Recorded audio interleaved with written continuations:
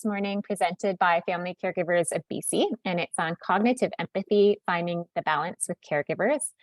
We have our presenters this morning, Dr. Michelle Lobchuk, and she's an associate professor with the College of Nursing in the University of Manitoba.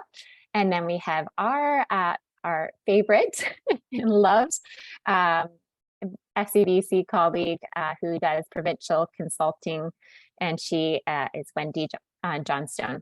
And then myself, I am the moderator and facilitator here at FCBC. I'm Kate Landreth, and I do all things education within our organization. So just a few brief notes about what you can expect in terms of instructions this morning. You are muted, your cameras will remain off, so you don't need to worry about that. The poll feature will be used through our presentation, and the chat box, which you are already using, which is great. We'll be keeping an eye on that. We have the Q&A feature as well, that if a question comes up during the presentation, you can put your question in there. We will get to your questions at the end, so just know that it might not be responded to right away. The webinar is recorded and will be sent to you following the presentation in a follow-up email. And again, just want to greatly appreciate and thank all of you that are attending today. And that can be both caregivers and healthcare providers. But we do want to remind you that the intended audience is for healthcare providers. And so with that said, I really want to take a moment just to acknowledge and hold space at FCBC for the challenges and possibly some negative interactions that caregivers have had within our healthcare system. And please know that webinars such as the one that we are doing today is one step of many to learn about caregivers' role as partners in care and how we can best support you and include you empathetically. So again, just that reminder that this space today is for healthcare providers, and it's a place for learning and for growth. And I would also like to acknowledge and thank the Songhees and Esquimalt First Nation communities for allowing me to live, work, and play on our beautiful land. So I am in Victoria, BC, and our head office, FCBC, is also located in Victoria, BC. Family Caregivers, who are we? We are a nonprofit charity, and we're dedicated 100% to the well-being of family caregivers. We are a part of a Patients as Partners initiative with the Ministry of Health, and we have been for the past, should be about 6 years now. And we have 3 pillars that we really focus on, which is caregiver support, and that can come through our call line, referrals and navigation of healthcare system and other disease-based organizations, etc. Support groups, caregiver coaching, and then also we have virtual support groups as well. So that's kind of one pillar. And then education, which is today, we have our resource library, webinars, podcasts, newsletter publications, e-news, all of the things that you can think about to ensure that we get important information and learning out to caregivers, and then also healthcare providers like yourself. And engagement and collaboration is with the third pillar, where caregiver engagement happens through really just bringing the voice of the caregiver into healthcare policies, into things like today, just education and learning about the importance of caregivers. And yeah, so we're really excited to have you here today, and that's a little bit about us. What will you get from this webinar? So we hope by the end, you'll be able to identify and refer family and friend caregivers, describe the importance of self-reflection and empathy-driven caregiver-friendly care and communication, explain cognitive empathy in relation to caregivers as an individual and then also a social act, and we'll get a little bit more into that, and use life, a communication strategy, as a communication technique to understand another person's mindset. So Michelle, we are so grateful to have her this morning. She is an associate professor at the College of Nursing at the University of Manitoba, and she teaches evidence-informed practice to undergraduate and graduate level nursing students. So she has been spearheading the creation and offering of the course called Introduction to Family Caregiving across the lifespan to undergraduate students and community learners. And so this is such a great alignment, and we're so appreciative that this is in our learning for our future healthcare providers. And so I'm going to pass it over. I know we're on a tight time frame here to ensure that we get all the information to you. And so I'm going to take my video off, working off 3 screens, and hand it over to Wendy. So thank you. Good morning from the Comox Valley. Before we get to the star of the show, Michelle, we wanted to take just a few minutes to talk a bit about caregivers' trajectory in their role as caregivers, and to talk a little bit about self-identification and how, as healthcare providers, you can help identify caregivers into resources in their community and into Family Caregivers of BC. So we like this particular image of a caregiver trajectory in the sense that what it does show is that caregiving is dynamic and it changes. And so the key takeaway is that caregiving doesn't happen in isolation, and it doesn't follow a particular formula. And so as caregiving demands increase, so does the impact on the caregiver. So the longer the caregiver has to care, and as the disease progresses, the risk of distress and burnout is directly correlated. And of course, that has a lot of impact on that caregiver's own well-being. So from a healthcare provider perspective, it's really helpful to understand where the caregiver is along the trajectory. And it's helpful to understand how best to support them. So, for example, if a new to caregiving comes into a clinic, or you're interfacing with that individual, their needs are going to be very different than a caregiver who's been caring for 6 years. And so, just understanding that trajectory is important around what type of support and what type of information is best for a caregiver. So, if we go to the next slide. I wanted to just highlight that one of the greatest barriers to caregivers accessing programs and services and support is this natural reluctance to self-identify as a caregiver. What we often hear on our caregiver support line and the caregivers that we connect with is that they'll say, oh, well, I'm just a wife, or she's my mom, without this, and I'm the primary caregiver. Not to go too deep into some of the statistics, but back in 2018, the Ontario Change Foundation, we have to assume that this is similar across Canada, saw that only 42% of caregivers self-identified, and that 35% of caregivers don't really understand that they're caregivers, or they don't necessarily identify with that word until it's explained to them. And also that 41% had been caring for over 3 years. So it's just important to understand that it's a real challenge, because generally the focus is on the care recipient and not necessarily as the caregiver. And so as a society, and this is, big picture, it's, one of our real goals here at Family Caregivers BC is to help, start to shift that culture to really identify, support, and include the caregiver. And we'll go to our last slide, Kate.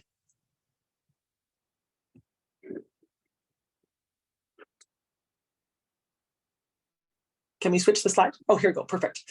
I probably can do this myself. I just realized that.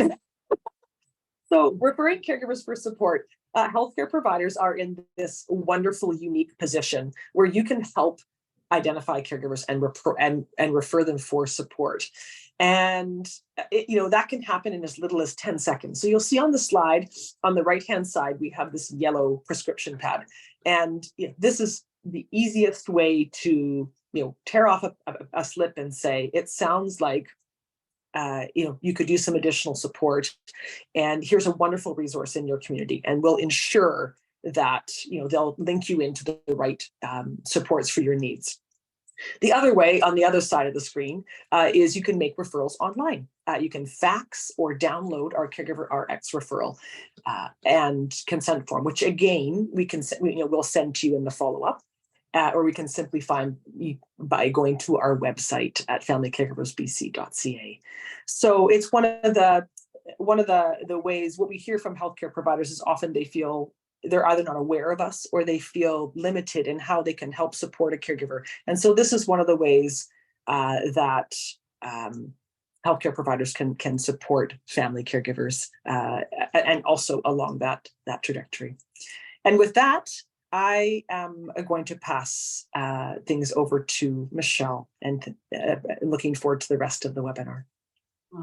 Thank you, Wendy. Thank you, Kate. So I'm beaming in from cold Winnipeg, but I'm going to tell you right off the top, I'm jealous of you folks. Like, as a healthcare provider, I trained as a nurse, worked as a nurse at the bedside. I always realized it wasn't just me and the patient. Very often in medicine, family caregivers are there.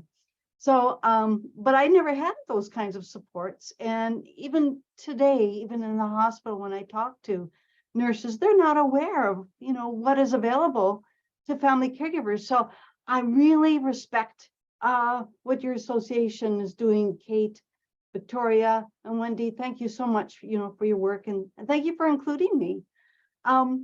So essentially, you know what I'm about? I'm really about empathic communication, and I've always studied it for the past 20 years based on my practice with patients and families, very often seeing there could be different perspectives of the patient situation. So it lent towards 20 years of study in the area of empathic communication, essentially trying to achieve better understanding of what the patient or the family caregiver might be experiencing in that situation.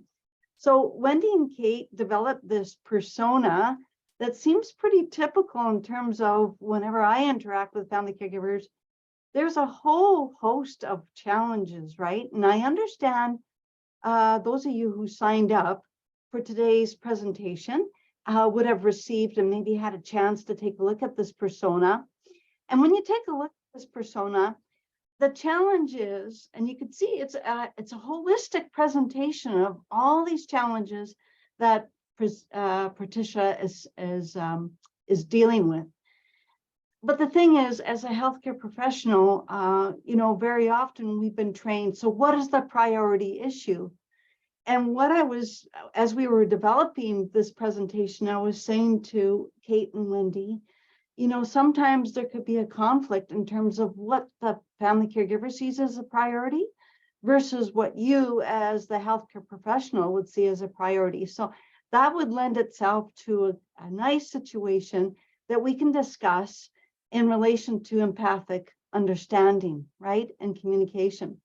So essentially, I hope you had a chance to take a look at it. And as a healthcare provider, if we move to the next slide, and I understand you would be able to perhaps put in chat, what do you think that the priority, when you hear Patricia's scenario here and the list of core issues, what would you do to support her? Well, what do you think is the priority issue to support her? And why did you decide on that?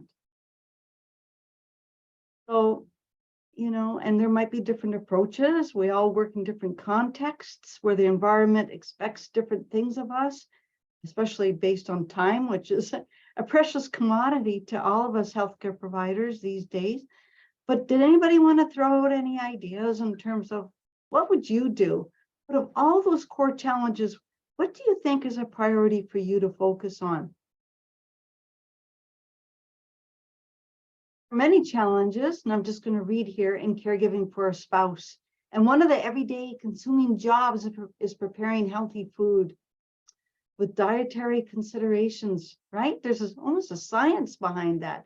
We're not all trained nutritionists, other than, we all had mothers and we believed our mothers that what we ate was nutritious. So sometimes we carry that information forward. But based on, the patient scenario and the complexity with the different medications, we have to take care. So, and a person says they're exhausted with food preparation. So, that's a good That's a good point. But do you think, and now I'm not sure, is this coming from a healthcare provider or a family caregiver?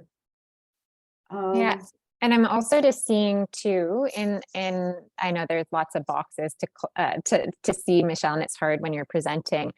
Just a few people. So communication coming Okay. up, loss of her life as it was, like work time for herself, etc. Change in her relationship with her mother as well, and then provide home support.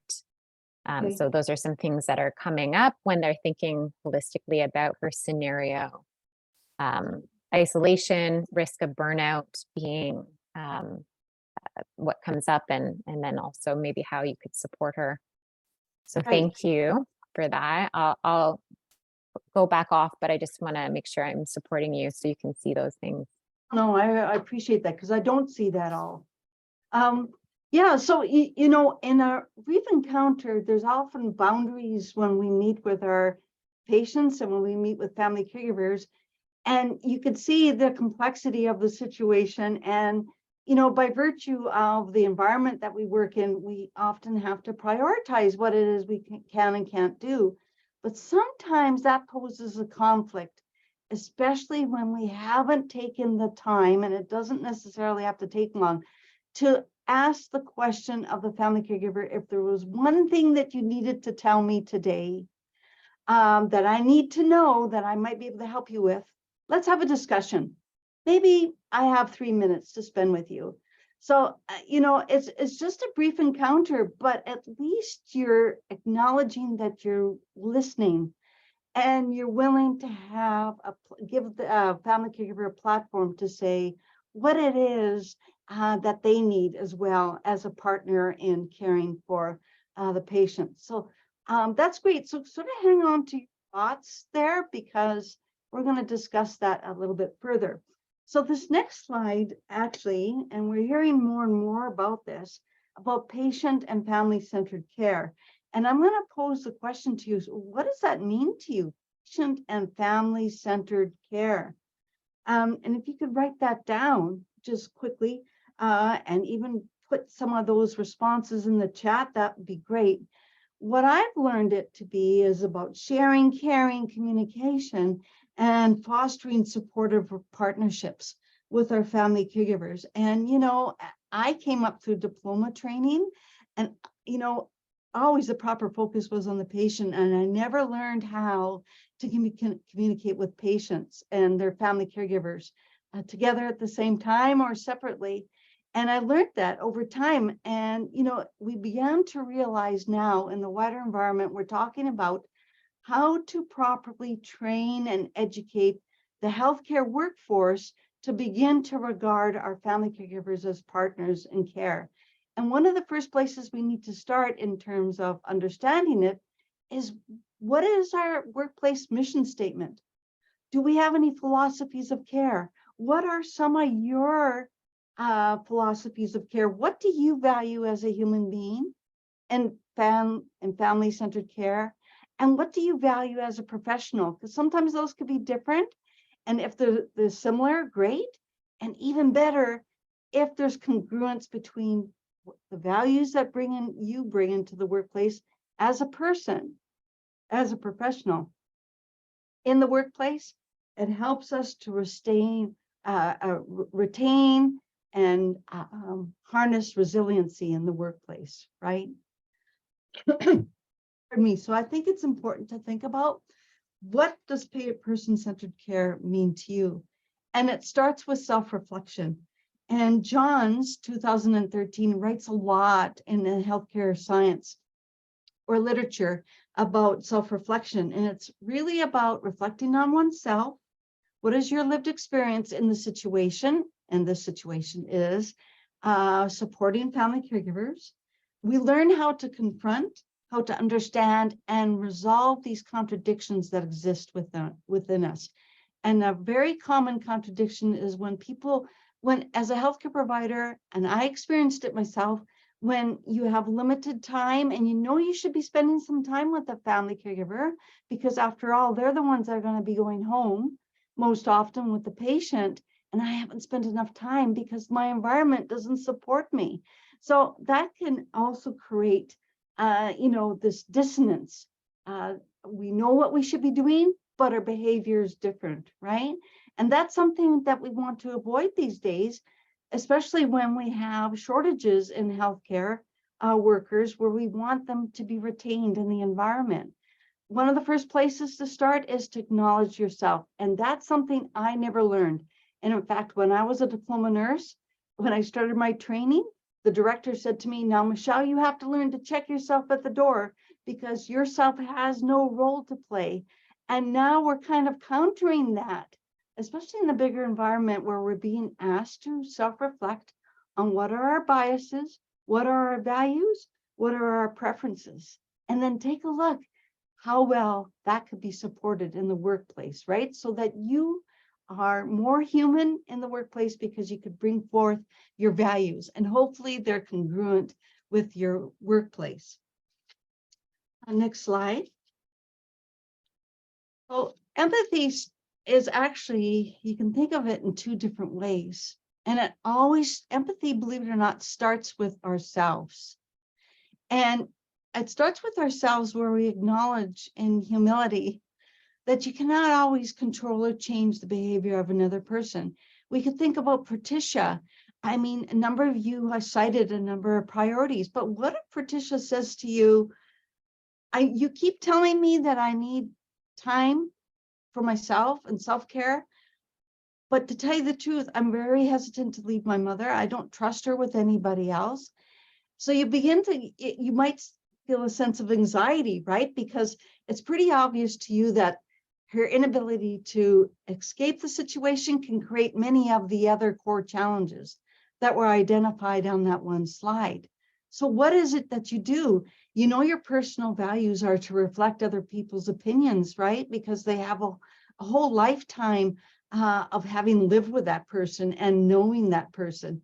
So what is it you do? And we have to learn how to do this dance, and always with the intent never to control, but to understand. And that's where empathy comes into play. Cognitive empathy. I'm not talking about emotional empathy. I'm talking about the cognitive, the imaginative ability to understand where another person's coming from by paying attention to the cues. And believe it or not, when we do that, that is distracting in terms of what our beliefs and our preferences are as a person, as a professional, to momentarily understand where that other person is coming from. But it always starts with understanding and knowing yourself. What are your biases? What are your boundaries? And what are your emotional reactions? It always starts with ourselves. And I do know in nursing education, basic training, there's a lot of reflection, and I know our students don't like it. But oh my gosh, it's a very important place to start, because I do know people in vulnerable positions, they're looking for judgment, and they're looking to see whether we impart stigma or prejudicial attitudes towards them. After all, I've heard over and over again from some of my colleagues, they don't like working with caregivers because they seem angry and they're very demanding. And the thing is, listening to understand where they're coming from, chances are a lot of times it comes out of fear, right? And a loss of control. So that's why self-reflection is so important, because it does serve as a barrier if we don't acknowledge our biases, our boundaries, and our emotional reactions to truly hear where that other person is coming from. Next slide. So what is our plan of action?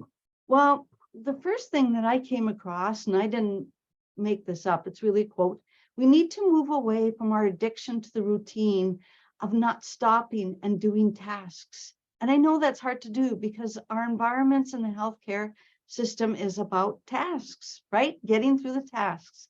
But you know what? Let's just stop a minute and consider this. You are a human. We pay attention to our human beings. And when we don't pay attention to the humanity of who we are and the ability to interact with someone else, to understand what their needs are and develop this relational care, we're kind of selfish, right? It may not necessarily be our fault because we work in wider environments that expect quick to-dos, right? And I remember getting in trouble with some of my colleagues where I wanted to spend time with patients at the bedside and their families, explaining how to use the call bell. And there would be others that wanted to get through their tasks, and they basically saw me sitting there, but I was developing relational care.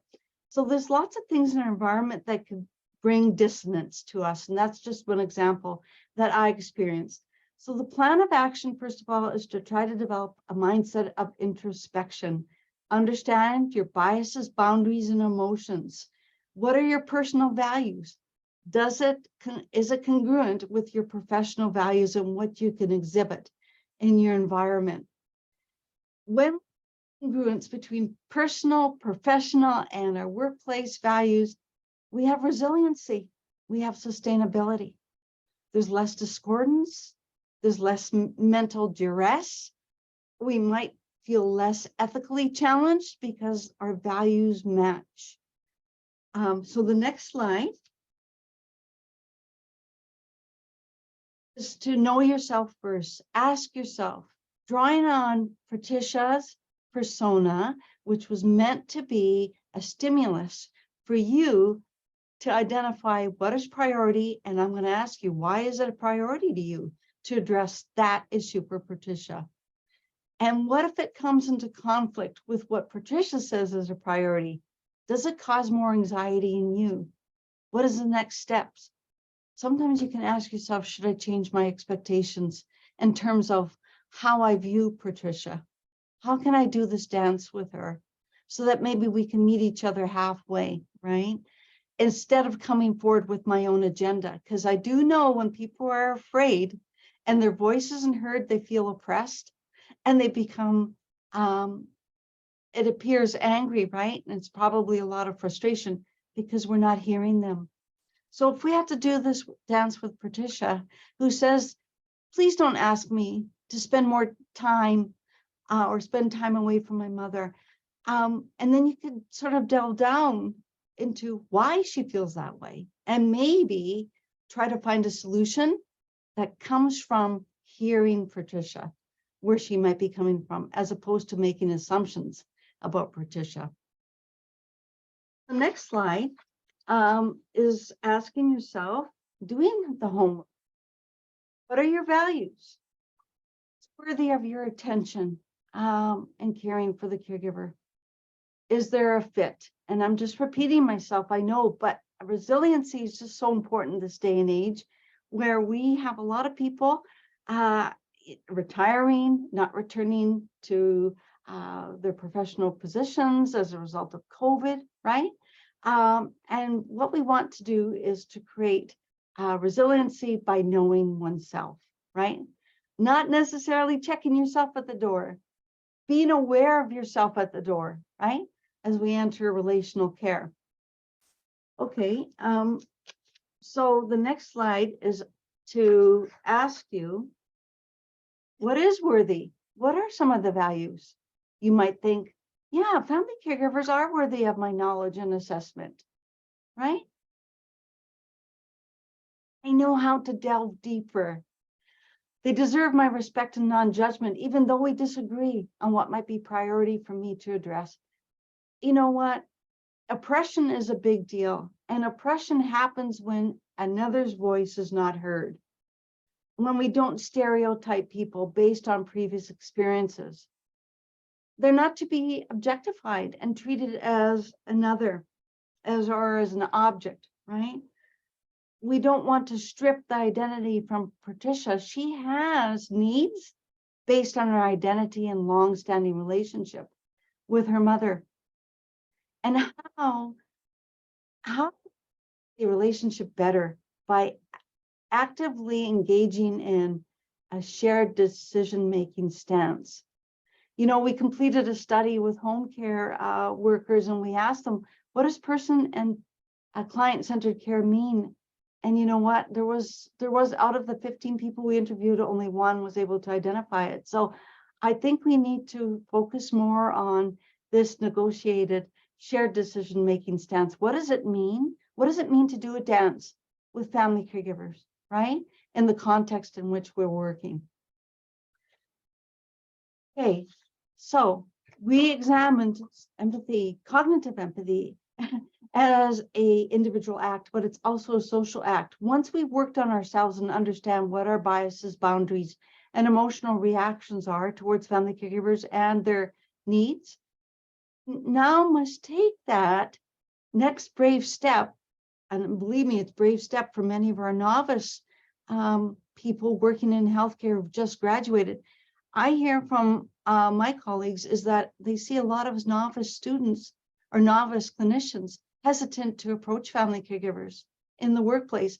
We don't have enough role models, right? We don't have mentoring programs, how to demonstrate how to do this relational act with family caregivers. But we must build rapport with our care recipients as family caregivers. And then you could ask me, fair enough. I know, I remember what it was like.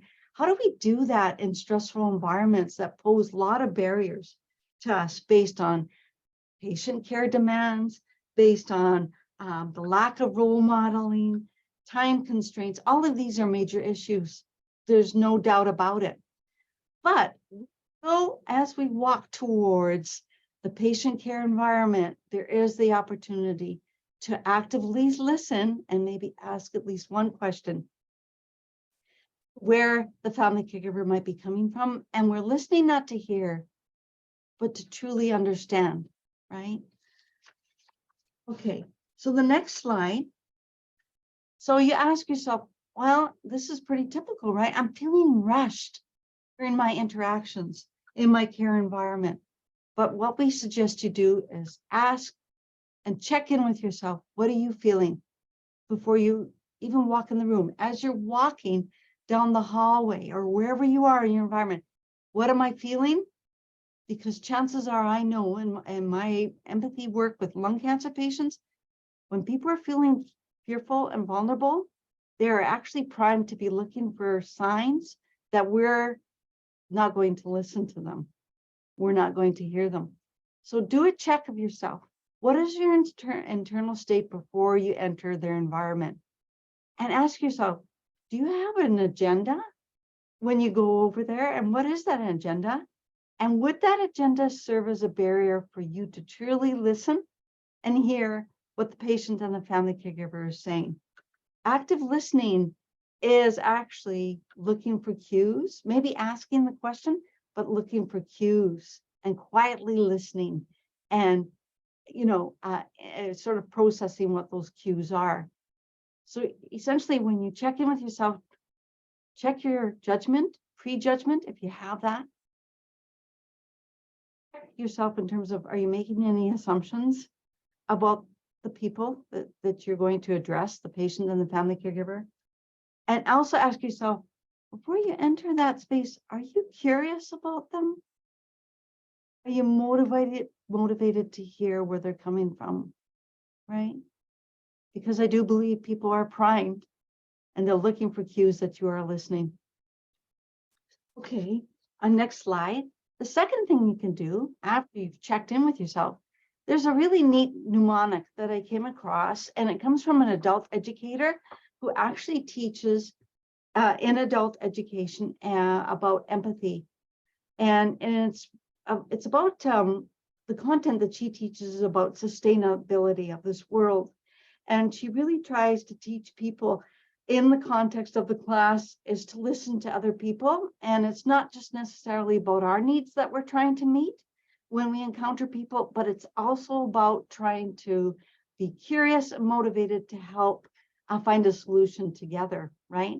So this mnemonic is called the Life Communications Strategies mnemonic, where first of all, we adopt a listening stance and we pay attention to the words and the pace and the body language of the person that we're talking to.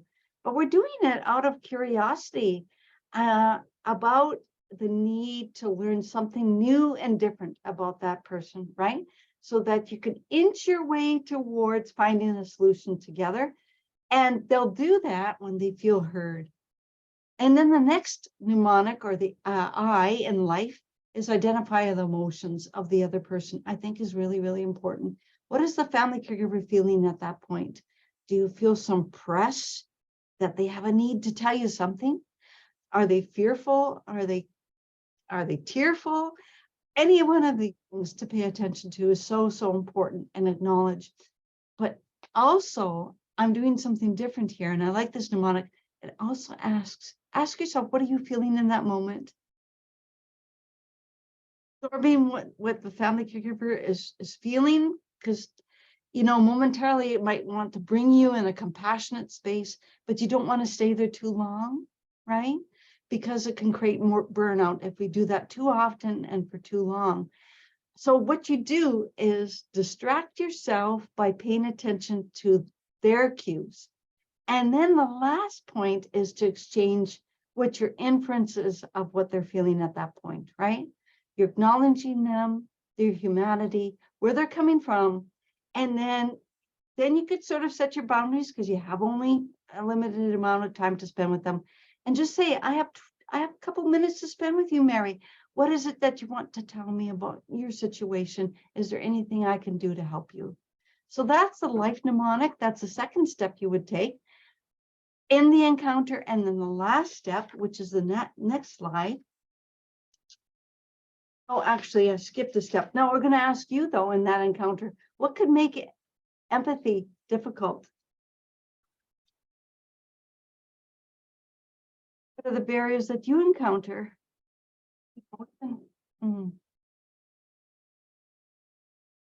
Yeah. Don't have any energy. I just put up the poll. Sorry there. It was my computer was delayed, but we have a poll there with the question that you see on the screen, and you can choose multiple ones, but the one that you think kind of rings true to you as that first choice. So I'll give you about 10 more seconds to click on what might make empathy or leading with empathy more challenging. Oh, and thanks for that chat in the chat box. I see emotion, being distracted in life. Okay, I'm going to end the poll and we'll be able to see the results. Can you see them there on the screen? I see the chat, but I don't see poll results. Here we go. Oh, no. Okay. The family dynamic is complex. That's number one, 48%. 43% families need more time than I can give. Yeah, that's where boundary setting comes into play.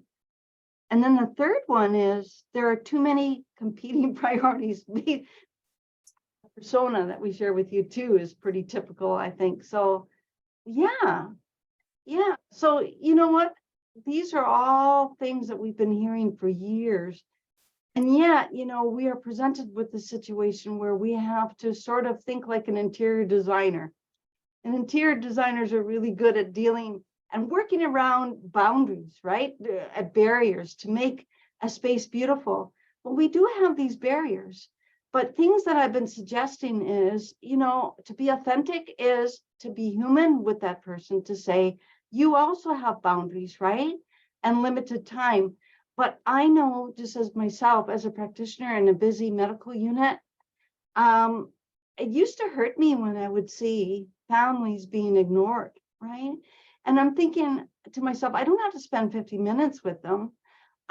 Sometimes you just tell them, because families are pretty understanding in terms of the environments that we have to work in, but I know they do appreciate when we do look at them straight in the eye and tell them straight, what you're dealing with in the situation, but you're willing to take 2 minutes, 3 minutes to spend time with them to at least hear them, that begins to open it up for the next day when you see them. You don't have to address everything at one time. So anyway, to summarize, there are 4 main factors that can affect our empathic communication, and past experiences, I think, is a big one as well, where sometimes we overgeneralize what we expect in terms of family caregivers and their reactions, and we tend to project these responses, and it can affect our behavior. So that's why self-reflection is really, really important, and curiosity that serves as a deterrent from you to pass judgment based on your experiences with people in the past. And prejudice. prejudice, preconceived opinions about people, not really based on reason or actual experience, right? It's when we get to know people that we see prejudice actually hurts. It hurts both people in the dialogue. Feelings, stress, burnout. I saw some of that in the chat. Fear, all of that. Those all serve as barriers. And when you recognize it, it's just easier for you to momentarily put it aside because of the role that we're in. We're here to hear and acknowledge and try to help people, right? Not based on what we feel, but it's based on what we understand. And the environment, of course, time, tasks, information overload. So Michelle, I'm just going to pop on. I'm just being mindful of time. We're at 10:42. And so we can go through just quickly the last few slides and leave a little bit of time open for questions. I know some people have them in the chat box there. Just wanted to give you a time check. this is the last few slides are just a recap, really. It's just something that, and the next time you interact with a family caregiver, sort of do a self-check with yourself, right? Your introspection. Do you have an agenda? Are you curious? Are you motivated? And again, there are certain barriers that you might have to work with and share with the family caregiver that sort of precludes you from hearing them fully, right? But you're beginning to take the initial steps. Do a self-check first. That's the introspection. The next slide is to embrace the life mnemonic. Identify the caregiver's emotions. What are your feelings? And then validate. And then the third slide takeaway is after that, do another self-reflection. And sometimes you have to talk about what you experienced, right? And it's not with the intent to influence their understanding of people or, create biases or prejudices. It's just for them to help you self-reflect, because very often, sometimes we can feel deflated when we felt we haven't been able to meet other people's needs. So I think it's really important to debrief after as well. And sometimes you can document this, right, in the chart so that people could see what you've attempted to do, right, and where you've left it, where you needed to leave it. And I think that was it until the last slide about the resources. Yeah, we're right at the end. Okay, so I will, I know there are some questions in the chat. So there will be a follow-up email that goes out for you with resources, the recording, and also an evaluation. We always really appreciate you giving feedback about these webinars, healthcare provider webinars, so that it will inform our topics and education in this pillar, and also a way to connect with us as well. So I want to just hold a little bit of space to see if there's any questions about the topics we covered today. And I have a few that came up. So one person, how can we get this life communications and other forms of self-reflection, empathy training into healthcare worker training? Specifically, I refer to long-term care. Yeah, healthcare worker training. So when you say healthcare worker, are you talking about certain professions or certain positions of people? And you're talking about their educational training? Even if people don't use this in their training, is there any reason why it couldn't be introduced even in your workplace, where you can come together and begin to reflect and maybe just take turns on a difficult situation that you might have encountered and sort of reflect back on what you did that might be part of the life mnemonic and what you could have done better, right?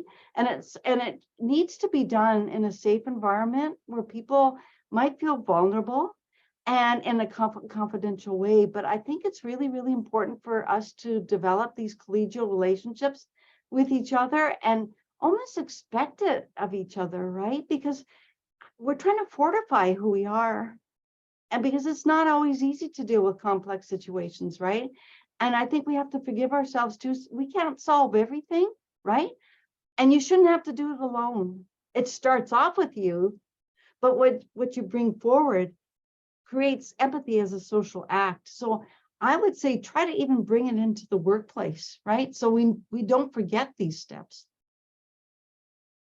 Thank you, Michelle.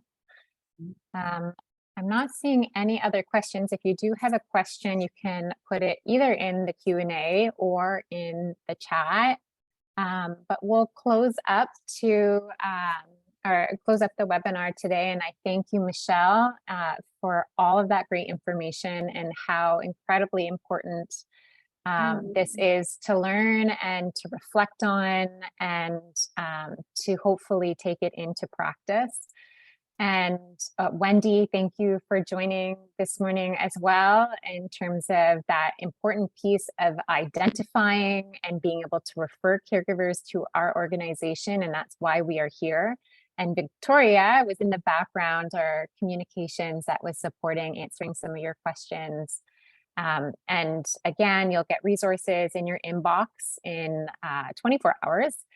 With the recording evaluation and how to connect with us and also how to connect with Michelle if you do have further questions on this topic. I'd love that. Thank you. Thank you, everybody. Wonderful. Okay, have a great day. Hopefully you can enjoy some sunshine, and until we have another webinar or meet again, please take care. Bye, everybody.